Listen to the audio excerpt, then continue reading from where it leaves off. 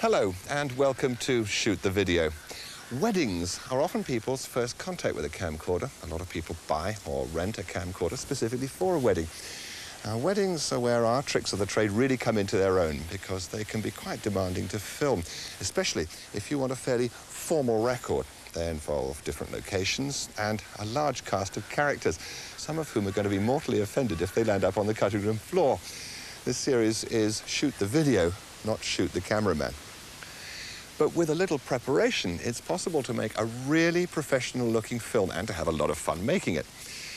Wedding videos should look good, but they also need to sound good, and yet sound is traditionally ignored by an awful lot of video makers. Have a listen to this.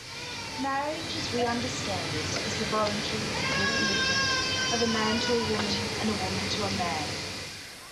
Couldn't hear a word. The pictures were great, but the poor quality sound completely ruined the video.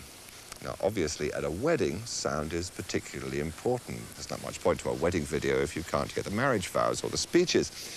So before we start, it's worth looking at the different ways of making good sound recordings and some of the pitfalls to avoid.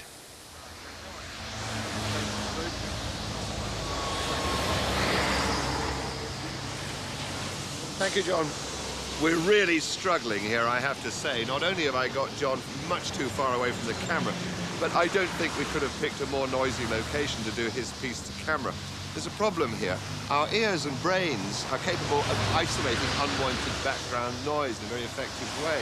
Unfortunately, the microphone on a camcorder isn't that clever. Can't do that, John. This is a microphone on the front here.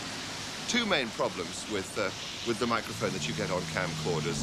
The first is that because they're attached to the camcorder, they can pick up the noise of the zoom and the autofocus motors, and even the noise and vibrations of the person operating the camera. The second is that they're omnidirectional, which means that they can pick up sound equally from the front, sides, and the back.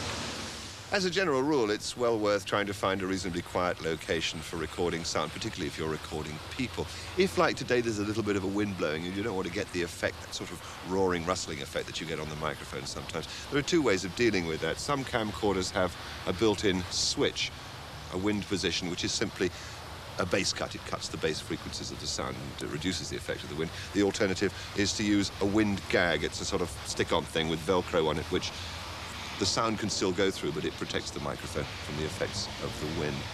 There are three main types of mic. The first is the omnidirectional one, which we've just seen on the camcorder. The second is the cardioid mic, which cuts out sound from the rear. You can hear the effect with the microphone I'm speaking on now, because if I turn it away from me, you can hear as I keep talking, the sound becomes a lot quieter, and as I turn it back and keep talking, you can hear it comes back again. The third type is the supercardioid, or rifle mic, which I'm talking on now, and I don't have to turn that away very far for you to discover the effect. It has a very narrow angle of reception. Terrifically useful if you want to record something that's a long way away without getting a lot of other noises in the background. I could point it at the traffic on the bridge, for example, and you'll hear it very clearly. Now, microphones come in all shapes and sizes. One you occasionally see on television and shouldn't is the boom mic, Tom, if you don't mind doing what goes against nature. Yes, this is what happens when the sound recorder's arm gets tired. It droops into shot. Thank you very much. And then there's the reporter-style microphone, which gives a nice sense of importance to the occasion. It could be quite fun. Then there's the personal mic, which is supposed to be concealed. We put this very obviously on the front of my shirt. And that has a receiver and transmitter device. You put that on the camera to receive the signal, and of course the sender goes in your back pocket and has a little aerial attached to it, which you sometimes see dangling out of people's back pockets. A mediocre video can be improved dramatically by a good soundtrack, but a bad soundtrack will ruin a video, however good the pictures are. Give your sound recordings a little extra thought and you'll be amazed at the difference it makes, particularly with something like a wedding video. Let's go back to the church. Ivor, yes. Can you cry in the choir when I say the Lord be with you? Carrie's wedding has taken 3 months to plan, and if you're making a video of her wedding or of any special one-off occasion, it's important to do some careful preparations yourself. Our weddings usually have a rehearsal, and it's well worth going along just to check out the location, to anticipate any problems, and to work out some solutions. Now, most professional film and TV productions have a location manager. Their job is to find the locations, to make arrangements for filming and to advise the director on any special problems that could crop up. Dave, you're a TV location manager. What advice would you give to anyone who wanted to make a quite formal video like this? The main thing about a wedding is you have to get it right first time. You can't really expect the couple to do it again for you. And by getting it right first time, you have to have planned absolutely everything. You have to make sure you know where all the electrical sockets are, that you've bought all the kit that you need, including batteries, fully charged. The next thing to do is to get permission from the vicar. Now, some vicars will actually charge you money for going in and making a video of the wedding, but most will certainly be agreeable. But they won't welcome you if you haven't seen them first and you start charging around the church and distracting everybody. After that, you have to make sure that where you're going to be recording this wedding, the light is right. Now, some churches are quite dark, some are really light, and the rehearsal time isn't always the same time as the wedding itself. If the light is at all bad, then you can always get one of these little things. This is a bolt-on light that goes on the top of the camera, and it shines a light down the lens. The only problem is that you don't want to be waving this around too much because it might be very distracting to the congregation. The next thing after light is sound, and some churches are very, very echoey. This one's not too bad, but some are really quite bad. And those that do tend to have echoey problems probably have got a PA system to make sure the sound gets to all four corners of the church. And it might be possible for you to plug in an electrical lead into the PA feed and into the back of your camcorder, in which case most of your problems are solved at a stroke. After that, you have to check the positions. Now, a rehearsal is a very good time to make sure that your camcorder is going to be in the right place at the right time. It's no good lining up a shot and then forgetting that there'll be a congregation there on the day. Thank you very much, Dave. It's possible you just won't be able to film in the church at all. And if that's the case, don't worry, because you can film a sequence of still photographs to combine with a sound-only recording of the service. It can even be better that way. I, Jonathan, Take you, Kerry, to be my wife. I, Kerry, take you, Jonathan, to be my husband. I therefore proclaim that they are husband and wife. Right. Well, I've got permission, I've recorded location, and I've made sound and light checks. Now, you have a choice with an event like this. Either you can take an active part in the festivities and just take a few shots as a kind of memento, or you can do what I've been asked to do and spend a lot of time making the official record of the day, applying all the professional techniques we've been talking about. And that includes cutaways. You'll remember from the last programme that cutaways are those incidental shots which give programmes a bit more character. They're also very useful for covering up any uncomfortable edits if you want to edit the programme later on. So, let's see what we can find.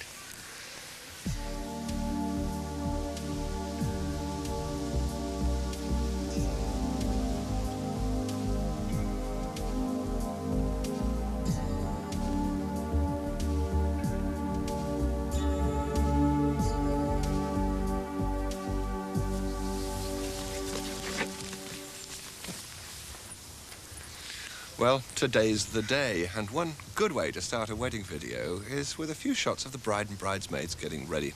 What I want are some nice, natural, funny remarks made to camera. Don't do this if you think it's going to make them even more nervous, but I think our lot are going to be great.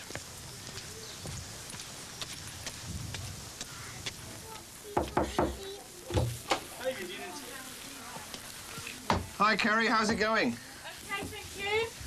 Just... You feeling quiet and calm and confident? I'm fine. Yeah? Yeah, I'm fine. Don't know about Really? anybody else, yeah. You're not supposed to be, you're the bride. I think I'm the best of all of them. Is everything under control? Yes, more or less, I do think. What's Nearly happening there. now? Oh, full-scale makeup job. You don't need makeup. Well, I've already put it on, you didn't see me before. That's what it is. Well, you're looking lovely already. Is everything on schedule? Yes, I think so, aren't we? Makeup's on schedule. Yeah. Is Mum behaving herself? If you can call it behaviour, yeah, she is. She's been very good. Is she? You've got to say that. I don't know about Dad. What's he Ask been up Mum to? about Dad. What's he been up to? He normally gets in everybody's way. So, but I think he's been okay this morning. Well, wasn't she great? I can't believe she's so calm. Marvellous. Anyway, let's see what the bridesmaids are up to. In fact, there are two bridesmaids, one big one and one little one, and a little page boy as well. Now, filming children is an art in itself, and we're looking at how to do it in a later program. But for the moment, just remember, the best shots are the natural ones. I bet the wedding day you won't like the buggins. No, might not want to. Put this on your head, right? Be very gentle, very gentle.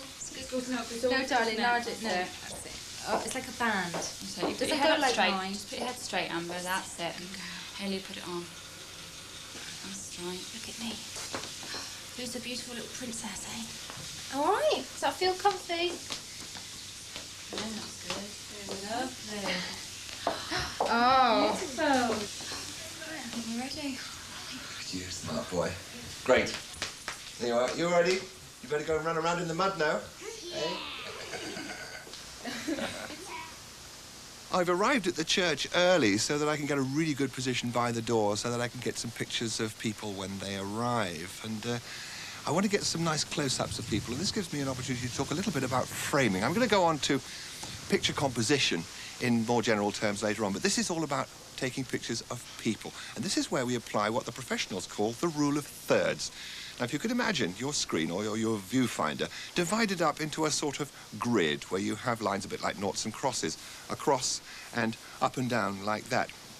Now, if you're taking a picture of a person, put the eyes on that imaginary line that's a third down from the top of the screen. Look what happens if Scott, tilt up, Scott, and you'll see. Look how unnatural it looks if you put my eyes nearer the middle, or even worse, higher than that, or put my eyes above that imaginary line.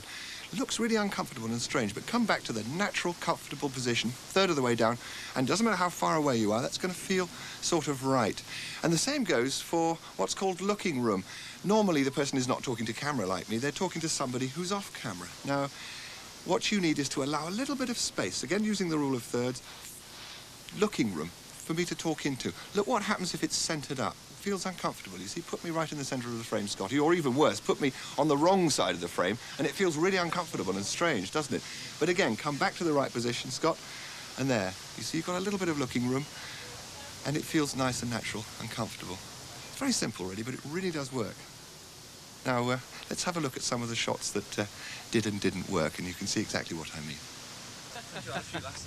Acclimatised, isn't it? Oh, no, that was Navy, wasn't it? No, Maritime was the first one, and that was good. You slipped me. What you slipping me? No. Hey, you know that woman at the fish and chip shop? Isn't it? What's that? Spent a bit of money on a stag night. It's like the old sweat centre. Yeah, that's right, yeah. So it was quite good, though. Right, well, the guests are starting to arrive now, and this is where I can get some really nice, tight close-ups of people as they walk down the path. And the hat's blowing off as well. That's great. Pick up the hat. Lovely. Oh, that's a nice natural shot. That's great. Now, pan with them. That's where the real value of the monopod is. Nice and steady, and then let them leave frame. That's it. Great. Let's see if we can get some more. We won't get them all, obviously, but we get as many as we can. Here comes some more. And they come through the frame and let them leave. Now, the important thing is to make sure they always go the same way, from left to right or right to left. Here comes some more, quickly. That's it. Lovely. Very nice, and let them exit. Now, they'll be very pleased with that. But let me show you what happens if you move position, and you move position in the wrong way, because I'm going to go across the path now and get them from the other side. Come with me. Now, look, let me show you what happens if I take the same picture, but from the other side of the path. Here they come, walking down the path. Lovely shot, beautifully framed. In focus, you can hear the little focusing motor going away. There they are, pan with them, nice and steady. And here comes another one. Lovely. That's great. Now, that looks fine when you're shooting it. But let me show you what happens when you cross the line, as it's called, because it really only shows up when you've edited that sequence together. Have a look.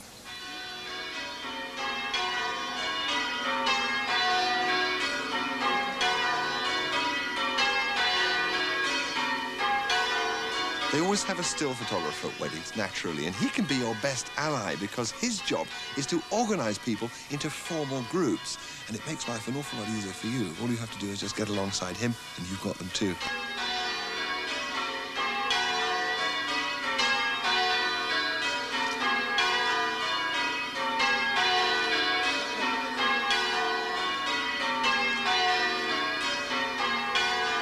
Well, Well, with all the guests safely inside, it's time for the grand arrival. And one good way to do this is to start close on the car and then zoom out as it arrives, like this.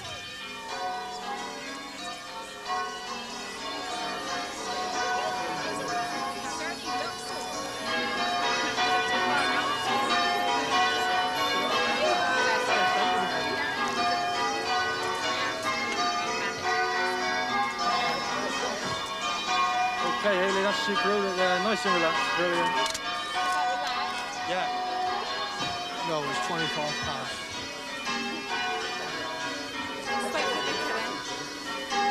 Oh, there's Robin there. I know. All right. Who's that lovely young lady?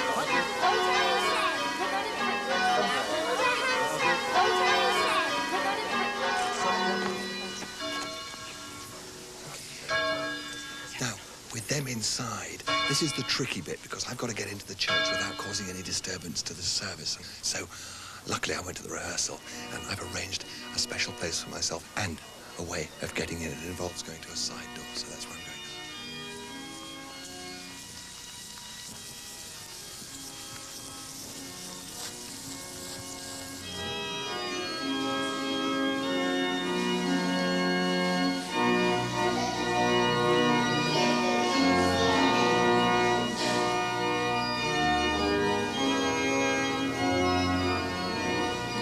Jonathan, will you take Kerry to be your wife?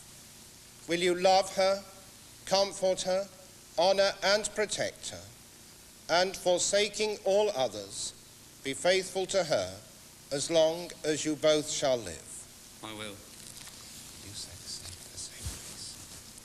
Kerry, will you take Jonathan to be your husband? Will you love him, comfort him, honour and protect him, and forsaking all others, be faithful to him as long as you both shall live? I will.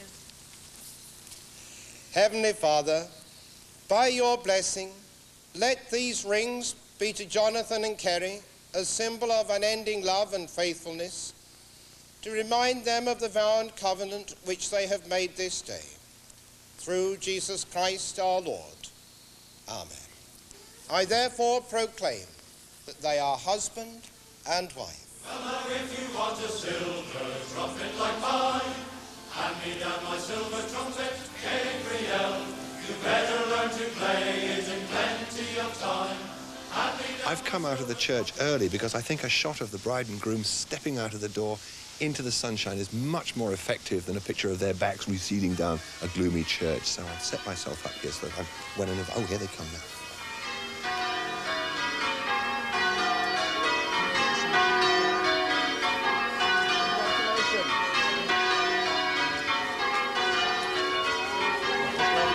Oh, it's gone. It's gone.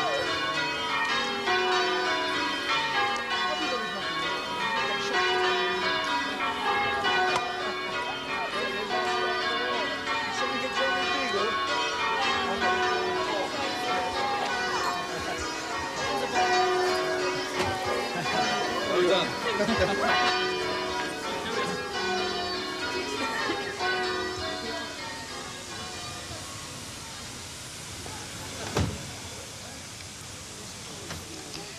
I could do with one of these, but my job's not over yet. I've already got an establishing wide shot of the hotel, and I still want to get some more shots of people at the reception. And then I need to get ready for the formalities. I'm going to use this special add-on microphone because I want to concentrate on the speeches as well as getting the sound of the audience clapping and laughing. And the great sense of loss that I personally shall feel now that she is married and setting up her new home away from us. Maureen and I will miss her greatly. And I remember not so long ago, about 6 years ago, we were talking to Kerry about her final exams at school. And I said to her, well, these are your big exams coming up, and you must do well to decide what your future holds for you and where you wish to go in your field of a career. So I said, what would you like to do? And she said, her answer was quite simple. She said, I'd like to get married and have a home of my own. And she was 15 at the time. So may I ask you now to be upstanding and raise your glasses to John and Kerry, please. We talked about editing briefly in the last programme, and it's really up to you how polished you want the finished result to be. But with something like a wedding, you've probably got hours of material, and it really is wise to cut it down into something more watchable than a 3-hour marathon. Many people want to add a separate soundtrack or special effects to their videos, and we'll be looking at that in a later programme. If you just want to have a music track, it's very simple. Many VCRs have an audio dub facility. This one has, which allows you to record sound onto the tape without wiping the picture. But beware, unless you have sound mixing equipment, it'll erase the original sound on the tape. A lot of the video magazines contain advertisements for copyright-free music, which is specially written for home video makers. If you want to use music from a favourite record, perhaps a pop song or an instrumental piece, then you have to get permission.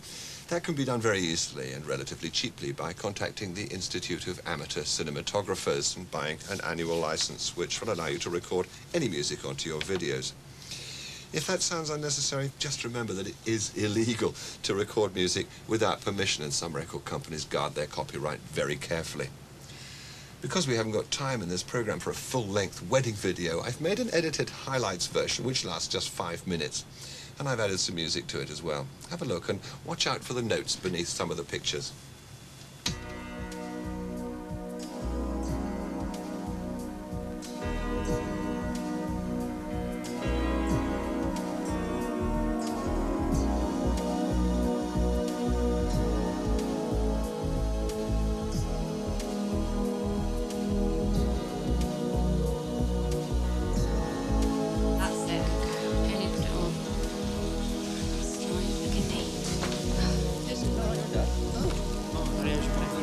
You slept with me. What did you sleep with me? No.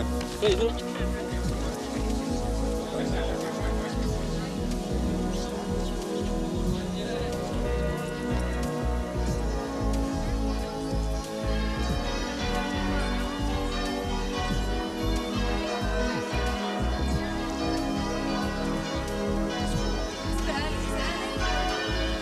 No, it's 25 plus.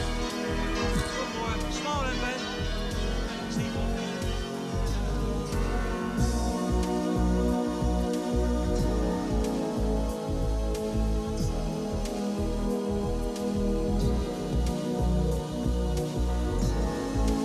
In the presence of God and before this congregation, Jonathan and Kerry have given their consent and made their marriage vows to each other. They have declared their marriage by the joining of hands and by the giving and receiving of a ring. I therefore proclaim that they are husband and wife.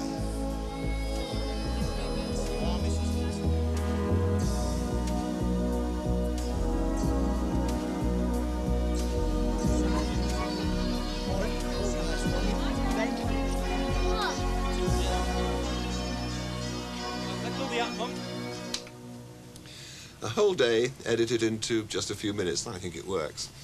In the next programme, we'll be looking at the 2 things actors are told to avoid working with at all costs: animals and children.